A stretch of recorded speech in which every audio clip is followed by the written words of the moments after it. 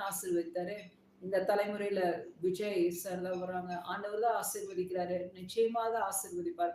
நாளை தினம் நிச்சயமாக அந்த எண்ணிக்கை எல்லா கணக்கெடுப்பின் முடிவு கர்த்தருடைய பெரிதான கிருபையில அவர் சொன்ன வார்த்தையின்படி நாங்கள் பூமியில் இருக்கிறவர்களை பார்க்கவில்லை. நிறைய கள்ள ஓட்டு போட்டாங்க, அதை நாங்க பார்க்கல.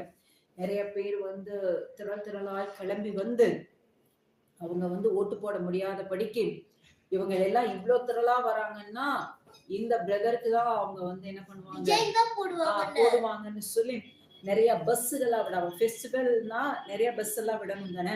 அதே போல எலெக்ஷனா பஸ் எல்லாம் விடணும் தானே. இனி இத்தனை திரளான ஜனங்க தன் சொந்த ஊர்களுக்கு போய் ஓட்டு போடணும், இதெல்லாம் அறிந்து செய்யாம இருந்தது. இதன் மூலமாக அவங்க ஓட்டுகளை எல்லாம் குறைக்கணும்னு நினைச்சது. கள்ள ஓட்டுகள் எல்லாம் நிறைய போட்டது. இந்த மாதிரி நிறைய ஸ்ட்ரகிள் பண்ணது. இது எல்லாம் கர்த்தர் பார்த்துட்டு இருக்காரு. நான் என்ன தெரியுமா சொல்வேன்,